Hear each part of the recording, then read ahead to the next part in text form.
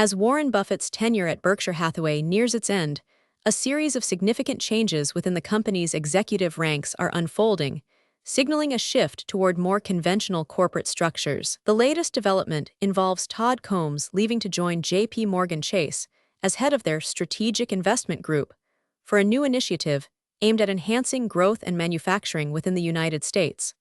Combs' exit is not an isolated event. It comes amidst several other key personnel changes announced in a 3-page news release from Berkshire Hathaway. These adjustments indicate that Warren Buffett, preparing to transfer his CEO title to Greg Abel in less than 3 weeks, envisions a more structured and centralized approach for the company's future. Having been on J.P. Morgan's board since 2016, Combs will leave that position to take up his new role at Chase. In praise of Combs' decision-making abilities, Jamie Dimon, chairman and CEO of J.P. Morgan, called him one of the greatest investors and leaders I've known. On the other hand, Buffett himself expressed satisfaction with J.P. Morgan's choice, highlighting Combs' successful hiring decisions at Geico. Geico, Berkshire Hathaway's auto insurer that Todd Combs managed as CEO since 2020, has seen operational improvements under his leadership, particularly in risk management and the adoption of telematics for setting rates. However, there is an acknowledgement from the company that further advancements are necessary to keep pace with technological progress. In light of Combs' departure, the question remains as to who will assume his duties as portfolio manager at Berkshire Hathaway.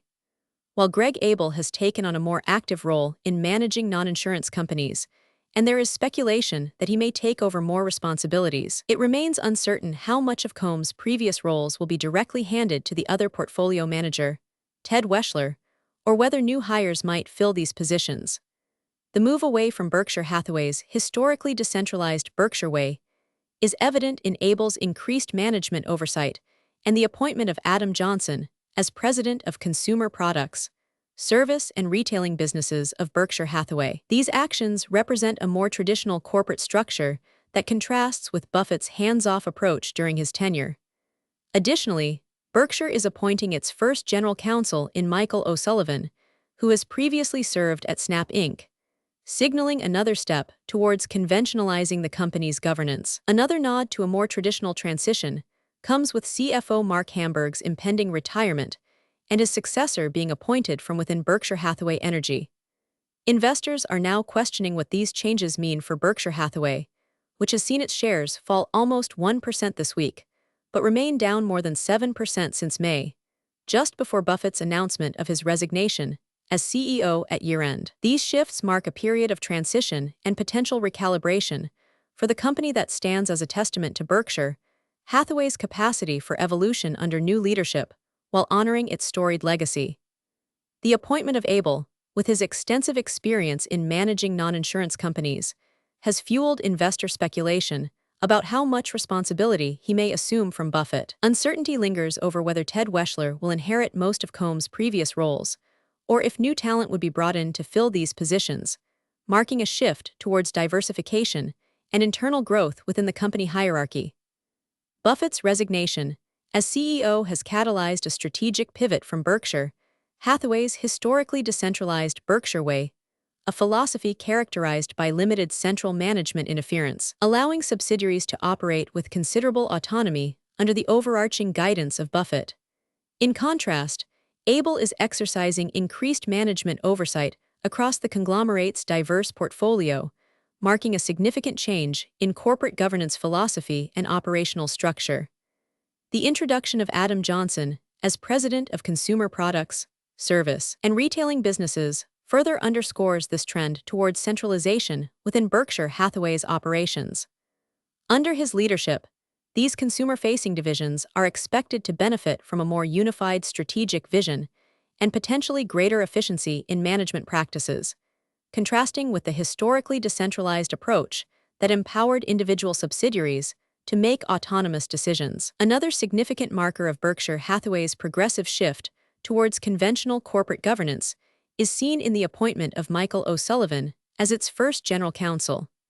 Previously holding a legal position at Snap Inc., his role within Berkshire Hathaway will likely involve providing comprehensive legal oversight advice on regulatory matters, and ensuring that business operations adhere to both local and international laws of function, hitherto managed through external advisors or spread across various internal departments.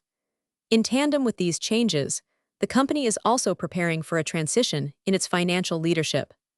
Mark Hamburg's announced retirement as CFO of Berkshire Hathaway signifies another key change and opportunity within the corporate structure. Succession planning from within an approach that may foster continuity while encouraging internal talent development is indicated by his successor being appointed internally, specifically from Berkshire Hathaway Energy. This strategic move not only reinforces the company's commitment to nurturing its existing human resources, but also underscores its focus on stability and long-term growth amidst a backdrop of change at the executive level. As these changes unfold, investors are observing closely for signs of how this evolving leadership structure will impact Berkshire Hathaway's overall strategy, operational efficiency, and market performance. Despite the share price fall, with shares declining nearly 1% in a week following Buffett's resignation announcement and an overarching downtrend since May, down more than 7%.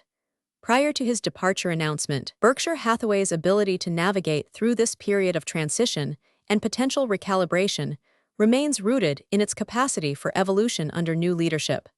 These strategic shifts within the company reflect an overarching intent, balancing tradition with innovation while maintaining operational stability.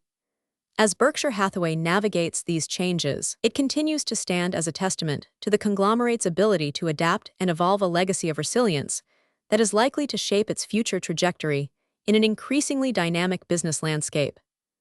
In conclusion, while Buffett's imminent departure from Berkshire Hathaway brings a period of transition for this iconic conglomerate, the changes underway signal potential opportunities and strategic shifts towards more conventional corporate governance structures, internal talent development, and a renewed focus on operational efficiency. As these changes continue to unfold, investors are keenly observing how Berkshire Hathaway will balance tradition with innovation while maintaining its storied legacy of growth and resilience in the face of change. If this update was useful, please like the video and subscribe for more daily news.